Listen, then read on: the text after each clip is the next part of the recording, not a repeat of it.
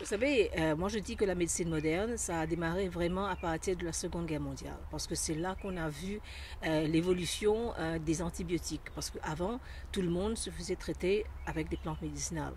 Mais on constate avec, par exemple, les impacts du changement climatique, il faut revenir aux sources. Et c'est là, effectivement, où on doit incorporer de plus en plus les données traditionnelles, les façons que les gens se servaient de la nature pour la survie, et incorporer, intégrer l'homme au sein de l'environnement, parce que nous faisons un maillon très fort au niveau environnemental. Nous sommes partie de l'environnement. Et peut-être c'est cette démarche de sortir de l'environnement qui a fait que nous avons les impacts que nous connaissons à ce jour. J'ai constaté qu'il y avait beaucoup de vérité dans l'usage des plantes médicinales, l'usage traditionnel. Alors je me suis dit, puisqu'il y a beaucoup de résistance pour utiliser ces plantes comme telles, alors je voulais savoir un peu plus, je voulais encadrer scientifiquement ces données traditionnelles. Alors je suis partie effectivement sur deux volets, c'est-à-dire les maladies infectieuses et puis les maladies non transmissibles. De fil en aiguille, j'ai procédé, j'ai évalué et c'est ça qu'en 2009, j'ai incorporé la société Centre de phytothérapie et de recherche. Et voilà, maintenant je suis là à valoriser effectivement ces recettes de grand-mère. Tous les chercheurs reconnaissent effectivement que la phytothérapie, c'est à la base de la médecine moderne.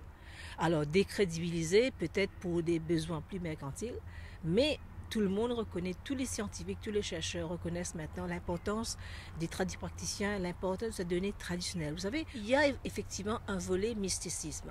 Mais au-delà de ça, il y a des vérités, beaucoup de vérités dans l'usage des plantes.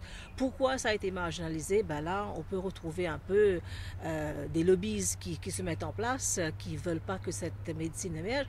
Mais ce qui est intéressant maintenant, c'est le consommateur qui est demandeur. Et heureusement pour nous, parce que s'il n'y avait pas cette démarche de la part des consommateurs, on ne serait pas, disons, avec cette prise de conscience planétaire pour sauvegarder la biodiversité. La biodiversité, pour moi, c'est l'ensemble du vivant qui sert le vivant. Alors, sans la biodiversité, on est tous morts. D'accord? Il n'y a pas de vie sur Terre. Et là, quand vous parlez du projet FED biodiversité, ma mission ici au CIRAD, c'est effectivement de regarder au niveau de la base de données. Comment on documente, pourquoi on documente et pourquoi on doit continuer à documenter.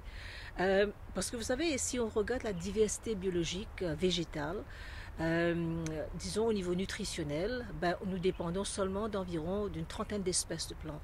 Or, il y a beaucoup de plantes qui sont sous-utilisées, négligées. Donc, il y a effectivement cette éducation qu'on doit faire pour faire remonter effectivement ces plantes négligées et sous-utilisées au niveau du bassin océan Indien, entre autres. Le bassin océan Indien, c'est un des 25 points chauds planétaires au niveau de la biodiversité. Pour vous donner une idée, il y a 25 points chauds planétaires au niveau global. Et ça occupe 1,4% de la superficie totale de la Terre. Et ça regroupe 60% de toutes les espèces végétales et animales qu'on connaît, qui sont nécessaires à la survie de l'homme.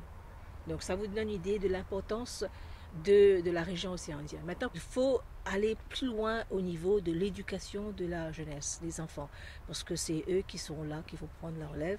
Et c'est pour ça qu'il faut vraiment faire un gros effort au niveau de l'éducation des jeunes.